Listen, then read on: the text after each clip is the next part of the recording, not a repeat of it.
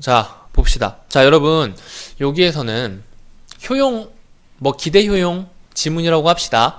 얘는 효용에 대해서 이야기를 하고 있는데 사실 여러분들 알아주셔야 되는 개념은 몇 가지가 더 있어요. 간단하게 설명을 하고 지문 들어갈게요. 자, 효용이라는 것은 그냥 써봅시다. 여기 써져 있지만은 중요하니까 한 번 더 쓸게요. 효용은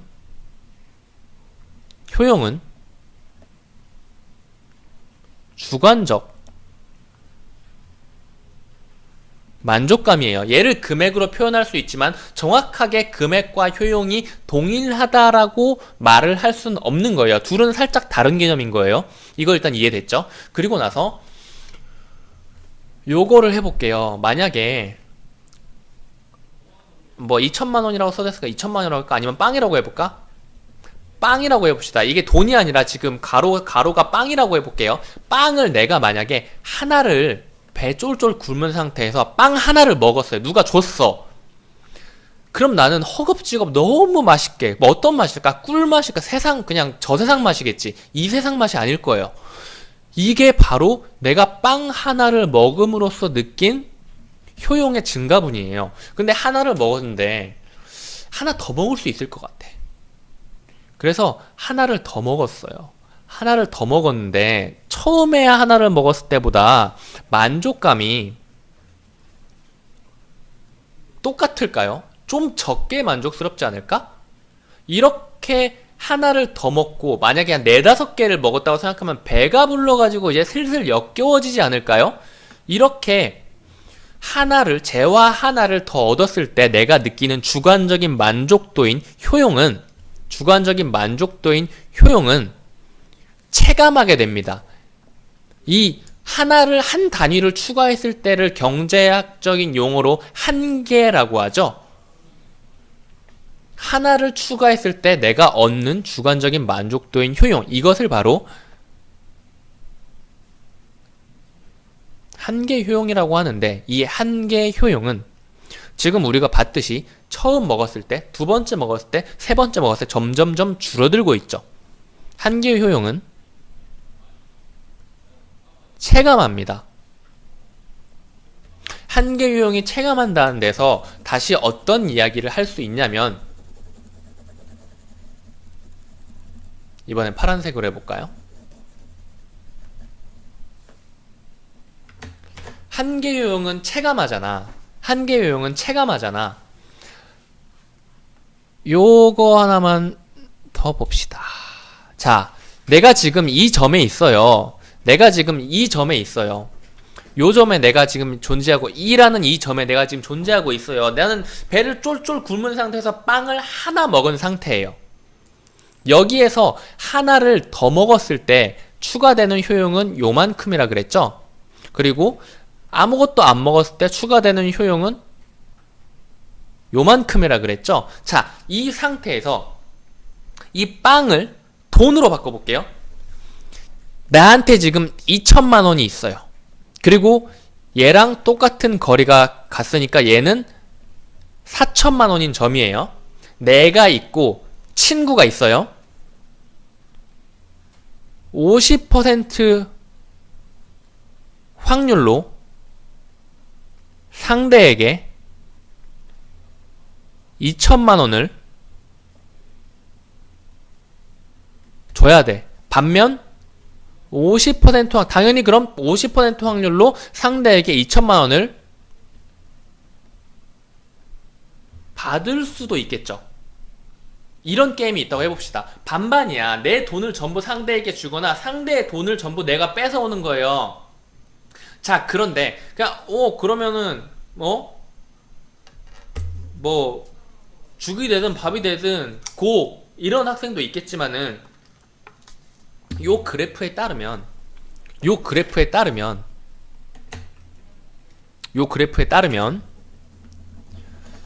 2천만 원을 추가적으로 얻음으로써 나에게 증가하는 효용보다 2천만 원을 지금 상태에서 잃음으로써 내가 감소하는 효용이 훨씬 커요. 금액적으로는 정확히 반반이지만 한계효용 체감의 법칙에 의해서 잃을 때 느끼는 쓰라림이 더 크다는 거예요. 얻을 때 느끼는 만족감보다. 그것은 점점 가진 게 많을수록 더 커지겠죠. 커진다는 말이, 그러니까 그 차이가 커진다고 해야 되나? 그러니까 점점 뭐 돈이 많아질수록 뭐 덤덤해질 수도 있겠고, 그런데 어찌 됐건 간에 잃을 때 느끼는 기분이 더 커요. 그게 바로 한계 효용이 체감한다는 이 가정에서 오는 거니까. 그렇기 때문에 똑같은 돈을 얻고 잃고의 문제가 아니라 이 돈을 추가적으로 얻었을 때 내가 느끼는 만족감, 돈을 잃었을 때 내가 느끼는 뼈아픔의 차이를, 뼈아픔을 무게를 저울질을 해보면 뼈아픔이 훨씬 더 무겁기 때문에 같은 확률에 금전적으로도 동일한 기대 효용을 주는, 금전적으로 주는 기대 효용은 50% 플러스 50% 곱하기 플러스 2천만원, 그리고 50% 곱하기 마이너스 2천만원이니까 빵이잖아요. 그러니까 제로섬 게임인데 느끼는 바로는 내 효용은 더 감소하는 듯이 느끼는 거겠죠. 왜냐면은 추가적으로 얻었을 때 느끼는 효용보다 잃었을 때 줄어드는 효용이 더 크니까. 그래서 사람은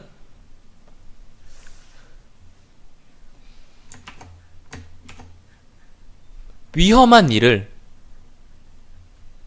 회피하려는 성향이 있습니다.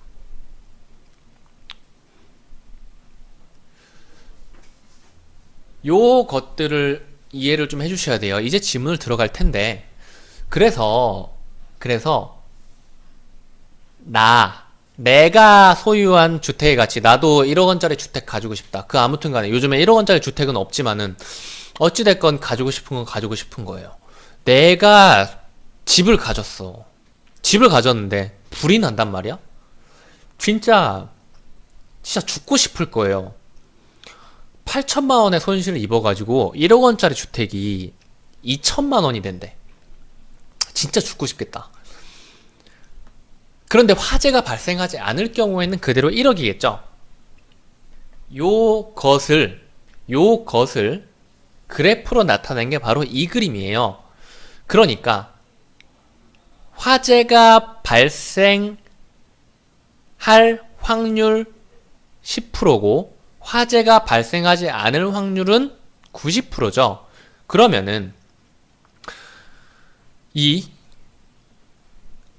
집이 멀쩡할 때의 내 효용이 U1이니까 화재가 발생하지 않을 90%의 확률에 U1을 곱하고 여기에 화재가 발생할 10%의 확률에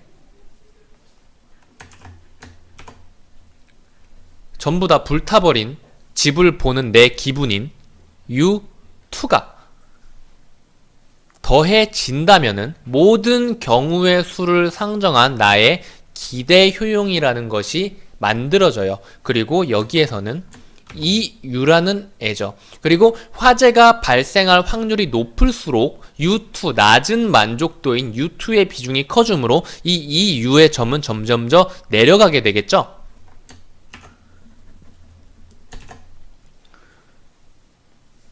그것이 여기까지의 이야기를 하고 있는 거예요. 자, 그런데 보험이라는 것을 생각하기 전에 이 그래프에서 이 그림 1에서 그림 2로 가는 것을 우리가 직접 그려봅시다. 자, 그래서 이거 설명하면은 이거 전부 다 이해하는 거예요. 이거 설명 이해하시면 이 지문 전부 이해하는 거예요. 자, 보시면은 내 기대 효용이 요만큼이에요. 내 기대 효용이 요 점에 지금 접하고 있죠. 얘네 똑같이 내려준 것처럼 이렇게 내려볼게요. 그런데 효용이랑 금액이랑 맞춰가지고 계산할 수는 있지만은 완벽히 똑같은 것은 아니라고 아까 이야기를 했었죠. 완벽히 같은 개념은 아니라고. 어찌됐건 간에 금액으로 산출을 할 수 있게 그래프가 그려져 있어요. 이 금액, 내가 90% 확률로 불이 안 타고 10% 확률로 불이 탔을 때 내 개인적인 만족도를, 이 기대 효용을 금액으로 산출한 것을 바로 X라고 해봅시다. 그러면 나는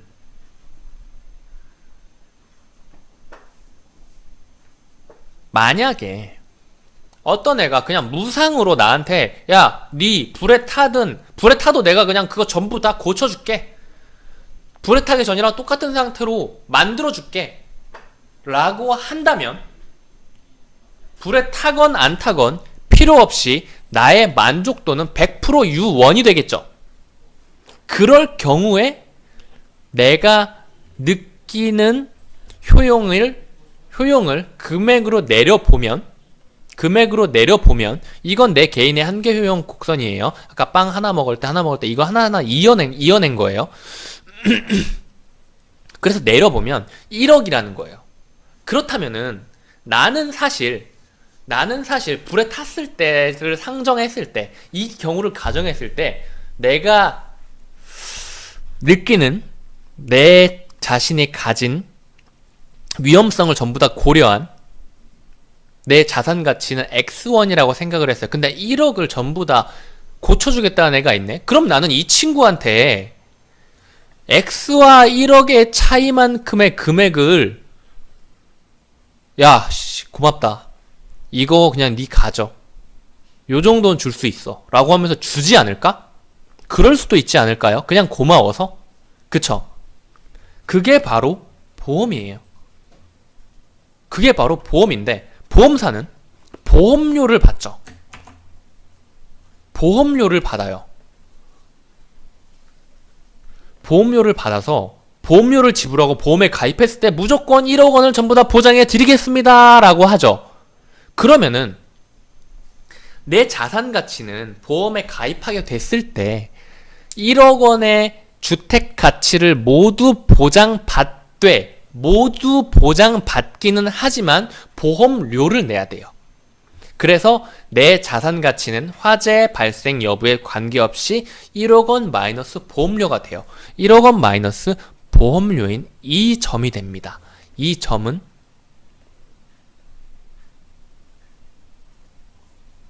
Y점이라고 칩시다. 그렇다면은 방금 전에 말했죠. 그냥 공짜로 고쳐주겠다는 애한테 이만큼 돈 줄 수 있다고 충분히. 그러면은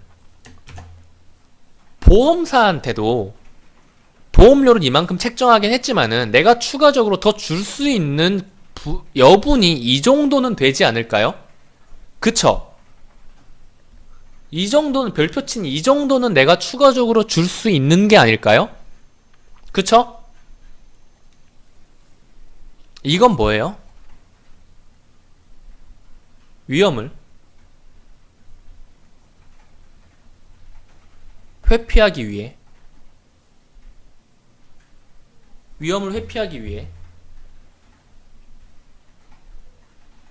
추가적으로 지불할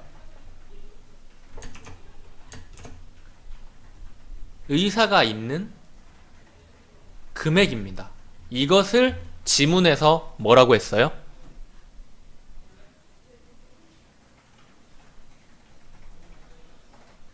지문에서 안 나왔구나. 문제에서 나왔죠? 요것을 위험 프리미엄이라고 하는 거예요. 오케이? 자, 그러면은 이제 우리 지문 읽으면서 그대로 그림만 따라가면 됩니다. 지문 읽으면서 그대로 그림만 따라가면 돼요. 자, 보험 가입 전에 기대 효용인 이 U와 동일한 효용을 주는 주택 가치가 그림 2에서와 같이 8천만 원이래요. 이 X라는 지점이 바로 8천만 원이래요. 그렇다면 나는 최대로 2천만 원을 지불하고 가입할 수 있어요. 이 친구한테 내가 2천만 원을 줄 의사가 있어요. 그쵸? 왜냐하면 보험 가입 전에 이 친구가 고쳐준다고 하기 전에 내가 개인적으로 느끼는 기대 효용은 금액으로 환산했을 때 8천만 원이니까 내 주택 가치인 1억을 얘가 무조건 보장해 주겠다면 나는 늘어난 2천만 원의 가치를 얘한테 저도 어차피 이전과 똑같은 만족감을 느끼기 때문에 줄 의사가 있다고 보는 거예요. 그래서 이 불확실한 상황의 기대 효용과 동일한 효용을 보장하는 확실한 금액을 바로 확실성 등가액이라고 하는데, 아까 얘기했듯이 금액으로 환산한 거죠. 금액으로 환산한 거예요. 이 이유를 금액으로 환산한 확실성 등가액은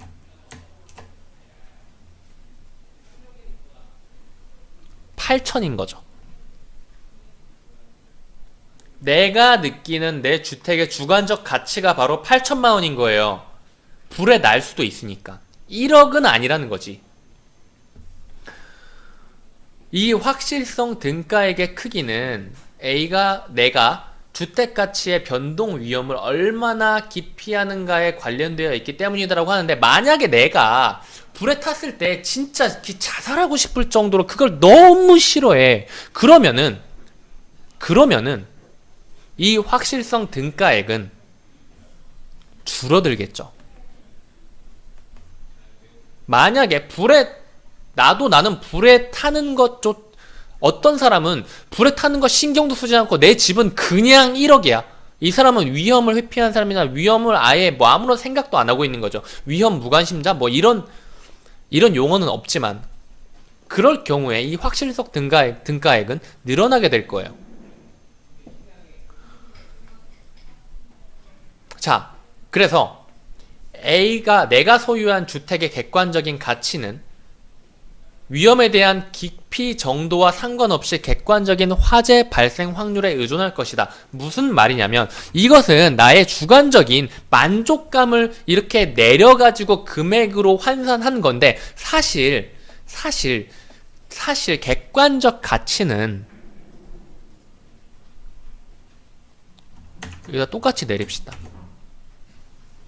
객관적 가치는 사실은 90% 곱하기 1억 더하기 10% 곱하기 2천만 원으로 계산하는 게 옳지 않느냐는 거예요.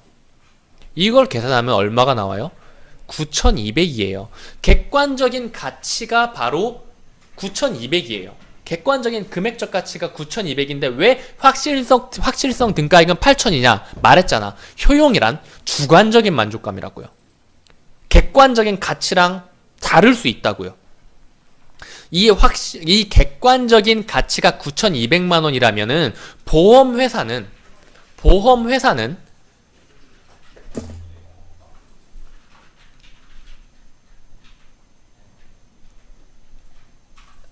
얼마를 보장을 해줘야 될까? 이 주택의 객관적인 가치가 9,200만 원이라면은 보험회사는 9,200만 원을 보장을 해줘야 보험회사 입장에서 이득도 손해도 아닌 상황이 될 거라는 거예요.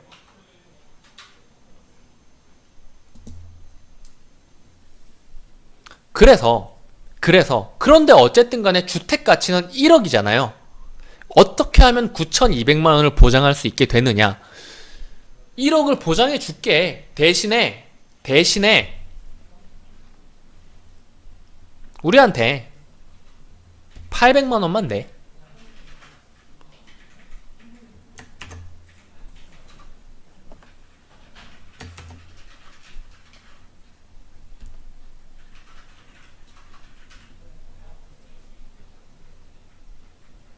요렇게 되는 거예요.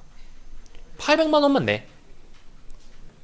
1억 보장해 줄게. 그러면은 1억을 보장해 줘도 보험사는 800만 원을 받았으므로 보험사가 보장해 주는 가격은 9,200만 원이 되는 거죠. 그쵸?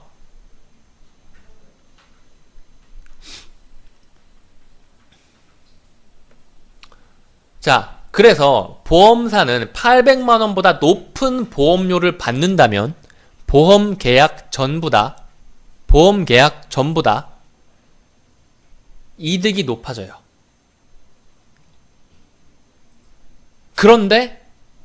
나는 8천만 원만 8천만 원 이상을 보장받으면 8천만 원 이상을 보장받으면 내 효용은 높아져요.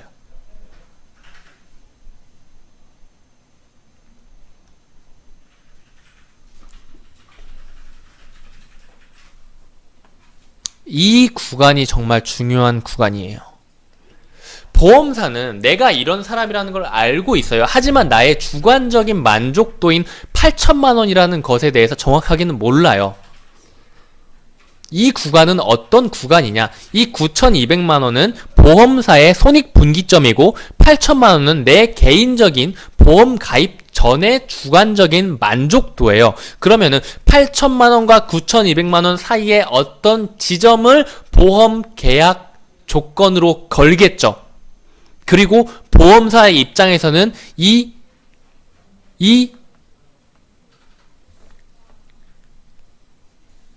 구간을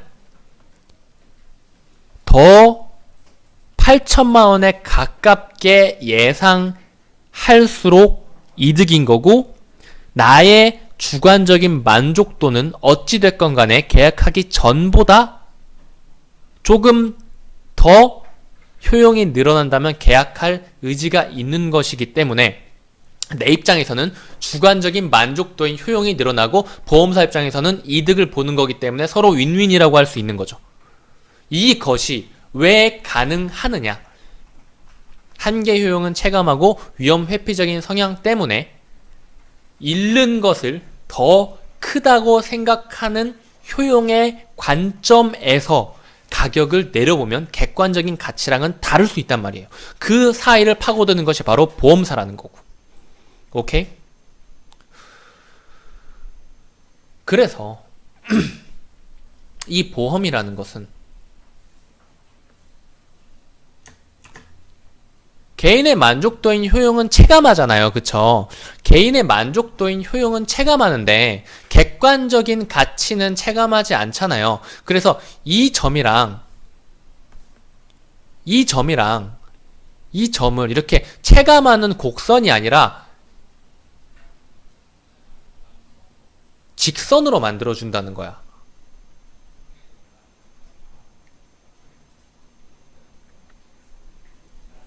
그래서 이 객관적인 가치를 직선으로 만약 쟀을 때, 객관적인 가치를 직선으로 쟀을 때 효용곡선과 만나는 이 점, 이 9,200만 원, 그리고 내 주관적인 효용은 8천만 원에 해당하게 되는 건데, 이것까지 솔직히 이 직선은 솔직히 설명이 안 돼 있어요. 설명이 안 돼 있어. 굳이 이해할 필요는 없는데 나중에 추가적으로 개념 설명을 할 때 이 부분은 설명이 좀 필요할 것 같기는 해. 이게 뭔지 막 이런 생각을 하는 학생들이 되게 많을 것 같아서. 자, 그래서 여기에서 말하는 내가 추가적으로 위험을 회피하기 위해서 보험 가입을 한다는 것은 위험을 회피하는 거죠. 위험을 회피하기 위해서 내가 추가적으로 낼 의사가 있는 금액은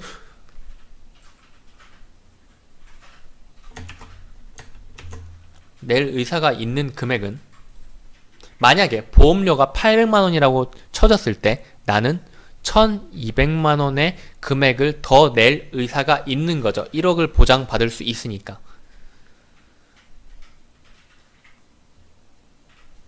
요것을 위험 프리미엄이라고 합니다. 이해하셨으면 문제를 풀어보세요.